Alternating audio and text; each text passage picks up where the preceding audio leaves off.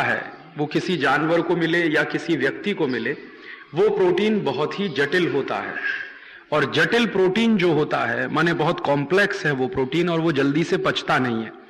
माने हम दाल खाते हैं, दाल में से प्रोटीन हमको मिलता है, वो प्रोटीन जितनी आसानी के साथ शरीर में काम में आ जाता है, उतनी आसानी से सोयाबीन का निकला हुआ प्रोटीन शरीर में काम नहीं आता। बल्कि सोयाबीन का निकला हुआ प्रोटीन एक तरह से शरीर में स्टोरेज के रूप में इकट्ठा हो जाता है। जैसे हम कोई चीज स्टोर भंडार करके रख लें, वैसे एक भंडार जैसा बन जाता है, उसका उपयोग नहीं हो पाता शरीर की ऊर्जा के लिए।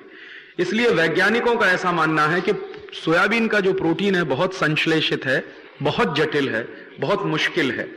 इसलिए दुनिया भर में सोयाबीन खाने की बात कहीं नहीं कही जाती। अमेरिका में लोग कभी भी सोयाबीन नहीं खाते, यूरोप में कभी भी लोग सोयाबीन नहीं खाते। मैंने आपको कल उदाहरण दिया था कि यूरोप में सोयाबीन खाया जाता है, सिर्फ जानवरों को खिलाया जाता है, और खासकर जानवरों में भी गाय को कभी नहीं खिलाया जाता, क्योंकि गाय को तकलीफ होती है सोयाबीन खा के। यूरोप में सोयाबीन सिर्फ खिलाया जाता है डूकरों को, सुअरों को। और वहां भी क्या होता है, मैंने आपको बताया कि चूंकि जटिल है इसलिए आसानी से पचता नहीं, तो डूकर सोयाबीन की खली खाता है तो स्टोरेज के रूप में इकट्ठा हो जाता है, और डूकर थोड़ा जाड़ा हो जाता, मोटा हो जाता। और वो इसलिए डूकर को खिलाते हैं क्योंकि डूकर का मांस उन्हें खाना। तो सोयाबीन खाया हुआ डूकर थोड़ा जाड़ा हो जाता है, मोटा ज्यादा हो जाता है, इसलिए मांस ज्यादा मिलता है, इसलिए डूकरों को सोयाबीन खिलाने की परंपरा है। और वो भी सब देशों में नहीं है, सिर्फ हॉलैंड में है। मैं हॉलैंड जा चुका हूं और मैंने वहां पर देखा है कि उससे जो है दूसरे तरह की प्रॉब्लम भी हो रही है। जैसे वहां पर एक बड़ी प्रॉब्लम अभी शुरू हो गई है कि डूकर का मांस जो खाया किसी ने और वो सोयाबीन खाया हुआ डूकर है, तो उन लोगों को पेट की बीमारियां बहुत होती है। जो सोयाबीन खाता है डूकर, डूकर का मांस जो लोग खाते हैं, तो लोगों को पेट की बीमारियां बहुत होती हैं जो डूकर का मांस खाते हैं सोयाबीन वाला। इसलिए पूरे हॉलैंड में सोयाबीन का बहिष्कार कर दिया है। वहां कोई किसान सोयाबीन नहीं करता, यूरोप में भी कोई किसान सोयाबीन नहीं करता। भारत में हॉलैंड की एक कंपनी आई थी, उस कंपनी का नाम है सीजवान वीवी। तो सीजवान वीवी कंपनी आई थी सोयाबीन का बीज लेकर सबसे पहले, और मध्य प्रदेश में उस समय जब सरकार चलती थी, आज से ये करीब 15-20 साल पहले की बात है, तो मध्य प्रदेश सरकार को वो बीज मुफ्त में दिया गया था और कहा गया था कि आप अपने किसानों को अगर ये बीज बांटें तो हम आपके पैदा किए हुए सोयाबीन को पूरा खरीद लेंगे और आपको विदेशी मुद्रा मिलेगी। तो इस लालच में मध्य प्रदेश सरकार ने सोयाबीन का बीज बांटना शुरू किया ब्लॉक डेवलपमेंट ऑफिसर्स के माध्यम से।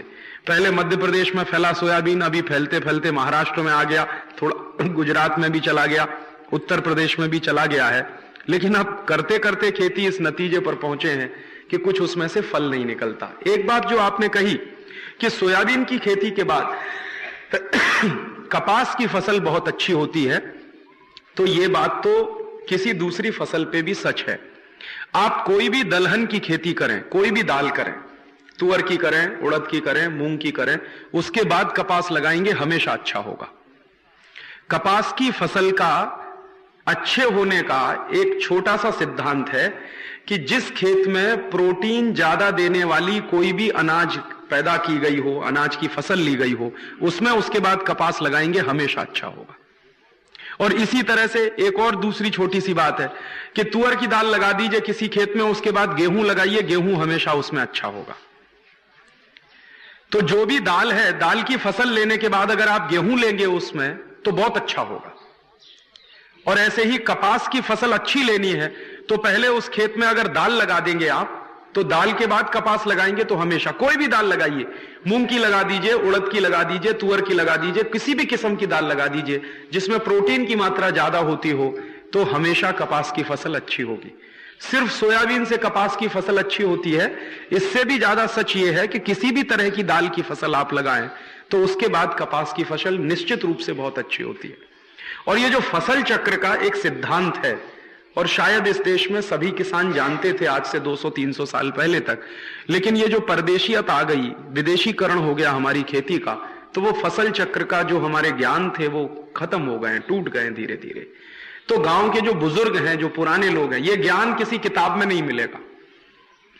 जो गांव के पुराने बुजुर्ग हैं जिन्होंने पुरानी खेती की है, उनसे मिलेगा कि आप क्या करते थे अपने जमाने में, क्योंकि किताबें इस पर ज्यादा लिखी हुई नहीं है, ज्यादा इस पर प्रकाशित साहित्य नहीं है।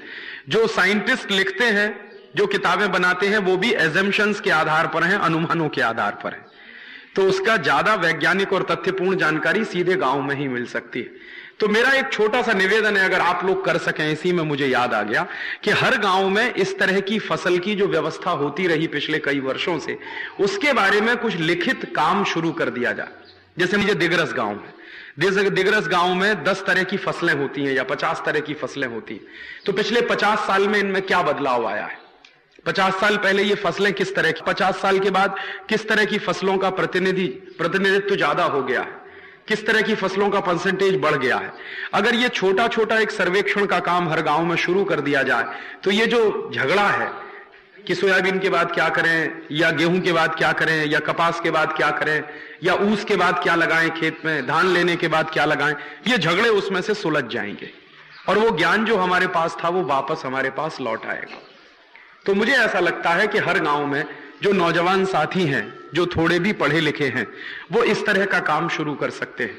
और इस तरह का काम शुरू करने में गांव के जो बुजुर्ग लोग हैं, जो वडील हैं, उनकी बड़ी भारी मदद हो सकती है, जिन्होंने पिछले कई सालों से खेती की है, जिनको इस बात का अंदाजा है। तो मुझे लगता है कि इस तरह का प्रयास शुरू होना चाहिए। और कई बार किताबों में, खासकर पत्रिकाओं में, बहुत बार ऐसी माहिती आती है जो विदेशों से इंपोर्टेड होती है। सोयाबीन के बारे में जितनी माहिती भारत की पुस्तकों में छपती है, सब विदेशी माहिती है, क्योंकि सोयाबीन हमारी फसल कभी नहीं थी। ये हिंदुस्तान में 20-25 साल पहले कोई जानता भी नहीं था कि सोयाबीन क्या होता है। ये पूरी तरह से इंपोर्टेड फसल है और इंपोर्टेड कृषि का ये जो है पद्धति है सोयाबीन पैदा करने की। तो ये जो विदेशों से आने वाली जानकारी है उसको सीधी तरह से कभी स्वीकार ना करें, क्योंकि जरूरी नहीं है विदेशों में कोई एक जानकारी सच हो वो हमारे यहां भी सच हो, बिल्कुल जरूरी नहीं है। हो सकता है वहां बहुत गलत हो और आपके यहां सच हो जाए, हो सकता है वहां सच हो आपके यहां गलत हो जाए, क्योंकि फसल चक्र जो होता है वो मौसम के हिसाब से बनता है और फसल की किसी भी स्थान पर उत्पादन की जो शक्ति होती है वो वहां की स्थानीय मिट्टी और जलवायु के आधार पर बहुत निर्भर करती है। तो हॉलैंड के लिए कोई बात एक सच हो सकती है, वो भारत के लिए सच नहीं होगी। हॉलैंड का मौसम एक तरह का है, भारत का मौसम दूसरी तरह का। तो सोयाबीन हॉलैंड के लिए बहुत अच्छी फसल मानी जा सकती है, भारत के लिए जरूरी नहीं है कि बहुत अच्छी फसल होगी। इसलिए परदेशों से कोई जानकारी आ गई है और उसको हम सत्य मान के काम करना शुरू करेंगे तो कई बार धोखा उसमें ज्यादा होता है। उसको अपने विवेक से परखें और अपनी बुद्धि से उसका टेस्ट करें और उसके बाद उसको समझने की कोशिश करें और तब उसको फॉलो करें, तो शायद ज्यादा अच्छा होगा, ऐसा मुझे लगता है।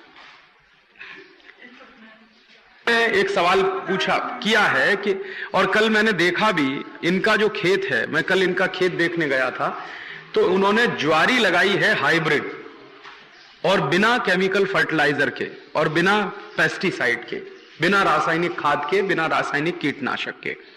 तो उनका जो प्रश्न है कि बिना रासायनिक खाद के, बिना रासायनिक कीटनाशक के अगर हम हाइब्रिड ज्वारी लगा सकते हैं तो उसको लगाएं कि नहीं लगाएं। मुझे लगता है कि जरूर लगाएं, वो एक कदम स्वदेशी होने का हो जाएगा। लेकिन उससे अगला कदम स्वदेशी होने का तब पूरा होगा जब आप अपने ही देश की ज्वारी लगाएंगे, बिना केमिकल फर्टिलाइजर के, बिना केमिकल पेस्टिसाइड के।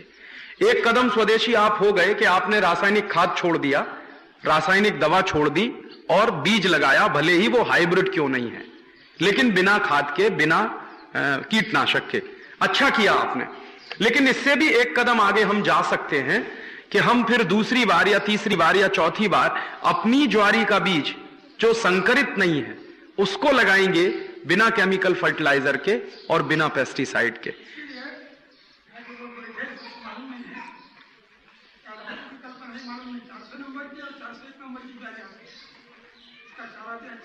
हाँ, घर के काम में आता है, क्योंकि चारे की समस्या अभी होने लगी है पूरे देश में। तो उनका जो कहना है 400 नंबर का जो बीज है और 401 नंबर का जो ज्वारी का बीज है, उसमें वो डंडा बहुत बड़ा होता है, ऊपर की बाली तो होती ही है लेकिन बाली के नीचे जो डंडा होता है, क्योंकि वो जानवर के खाने के काम में आता है। सामान्य रूप से वो बीज अच्छा माना जाता है जिसमें 3 गुना चारा पैदा हो, 1 गुना अनाज पैदा हो। सबसे अच्छे बीज की कल्पना ऐसी है। एक साधारण रूल अगर बनाया जाए, नियम बनाया जाए, तो कोई भी बीज अगर 1 किलो अनाज दे रहा है और 3 किलो भोजन दे रहा है पशुओं के लिए, तो वो सबसे अच्छा बीज माना जाता है। ये हमारे यहां तो रही है मान्यता हजारों साल से, दूसरे देशों में भी इस तरह की मान्यता रही है पिछले कई वर्षों से। तो वो जो मैंने कल देखा, उसका पौधा बहुत लंबा है, करीब करीब 1.5-2 मीटर लंबा है, और वो 1.5-2 मीटर लंबा पौधा है, तो जरूर इस देश के जानवरों के लिए चारे की व्यवस्था अच्छे तरीके से हो सकती है इस तरह की फसल लगाने से। और मैंने कल आपसे कहा कि अगर पशुपालन बढ़ाना है तो पशुओं को चारा ठीक से मिले, इसकी व्यवस्था भी हमको करनी ही होगी। तो हमको जानबूझकर ऐसी फसलें लगानी होगी जिससे पशुओं का चारा भी बेहतरीन तरीके से हमको मिल सके, और उसके लिए वो एक अच्छा विकल्प हो सकता है। 3-4 तरह के प्रश्न काका जी ने पूछे हैं।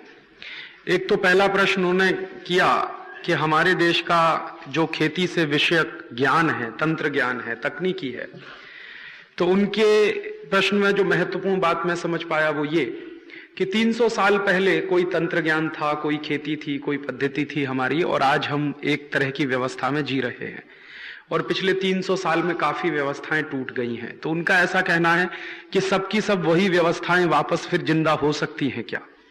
मुझे ऐसा लगता है कि शायद नहीं हो पाएंगी, सब तो जिंदा नहीं हो पाएंगी, लेकिन जो व्यवस्थाएं हमारे यहां चलती थी, तकनीकियां जो चलती थी खेती में, उनमें से 2, 4, 5% या 10% या 15% या 20% जिंदा हो सकती हैं। कल मैंने जैसे कहा कि हमारे देश में 300 साल पहले सिंचाई की एक ऐसी पद्धति थी जिसमें तालाबों से सिंचाई सबसे ज्यादा होती थी, और इस देश में करीब 7.5 लाख तालाब थे, हर गांव में एक तालाब था। आज तालाबों की संख्या बहुत कम है पूरे देश में, लेकिन मुझे ऐसा लगता है कि ये 300 साल पहले जो तालाब थे वो आज हो सकते हैं, वो पद्धति फिर से जिंदा हो सकती है तालाबों की। इसी तरह से 300 साल पहले मिट्टी को नम बनाए रखने के लिए, मिट्टी को अच्छा बनाए रखने के लिए जो जीवाणुओं की पैदावार होती थी खेती में, मिट्टी में, वो जीवाणुओं की पैदावार आज बहुत कम हो गई है केमिकल फर्टिलाइजर के कारण और पेस्टिसाइड के कारण। तो मुझे ऐसा लगता है कि 2-3 साल अगर खेती को हम ऑर्गेनिक पद्धति से करें तो ये जीवाणुओं की संख्या फिर बढ़ जाएगी, करोड़ों करोड़ों की संख्या में जीवाणु फिर पैदा हो जाएंगे। क्योंकि प्राकृतिक तरीके से खेती करने का जो सबसे बड़ा फायदा होता है कि जीवाणु बढ़ते चले जाते हैं। यहां आपके गांव के 2-3 भाई हैं जिनके घर पे मैं ठहरा हुआ हूं, उन्होंने केंचुओं को पालने का एक प्रोजेक्ट शुरू किया। अब ये केंचुओं के पालने का जो प्रोजेक्ट है, हर एक के खेत में मान लीजिए 1-1 किलो केंचुए डाल दिए जाएं, या 10-10, 50-50, 100-100 केंचुए एक एक के खेत में डाल दिए जाएं, तो आप देखेंगे साल भर के अंदर उनकी संख्या लाखों में हो जाएगी। और आप जानते हैं कि एक केंचुआ पूरे दिन में 15 से 20 बार ऊपर आता है और फिर नीचे जाता है। वो ऊपर आता है सांस लेने के लिए, फिर नीचे जाता है, फिर ऊपर आता है, फिर नीचे जाता है। तो 15-20 बार अगर केंचुआ ऊपर आएगा फिर वापस नीचे जाएगा, तो निश्चित रूप से वो एक तरह की कैपिलरी ट्यूब बनाता है जमीन के अंदर। और वो जो कैपिलरी ट्यूब बनती है जमीन के अंदर, तो जब बारिश आएगी तो बारिश का पानी सीधे नीचे जाएगा जो केंचुए ने जमीन बनाई है उसमें से। और अगर लाख केंचुए आपके 1 स्क्वायर किलोमीटर के खेत में हैं तो करोड़ों टन मिट्टी को उलट पलट कर देंगे वो साल भर में। तो एक दूसरी पद्धति जो 300 साल पहले थी उसमें से ये है जिसको हम जिंदा कर सकते हैं। ऐसे ही एक चीज शायद जिंदा नहीं कर पाए जो मैं कल कह रहा था कि 300 साल पहले हमारे यहां धान के 1 लाख बीज थे, सरकार भी कहती है इस बात को। तो धान के 300 साल पहले 1 लाख बीज थे, अब शायद वो जिंदा नहीं हो पाएंगे। उनमें से सिर्फ 15, 20 या 50 बीज या 100 बीज शायद जिंदा हो जाएं, सब जिंदा नहीं हो पाएंगे क्योंकि बीज ही खत्म हो गए हैं। तो बीज से बीज बनाना अभी तो बहुत मुश्किल है। तो ये जो स्वदेशी बीज की कल मैंने बात कही थी, शायद उसमें हम वो नहीं कर पाएंगे जो 300 साल पहले थे, लेकिन उसमें एक कदम हम चल सकेंगे। और वो एक कदम चलने का काम ऐसा होगा कि मान लीजिए 10 धान के बीज बचे हैं स्वदेशी, या 50 बचे हैं, या 100 बचे हैं, उन्हीं को मल्टीप्लाई अगर करते रहें तो हो सकता है 10 साल के बाद हम 1000 धान के बीज बना लेंगे।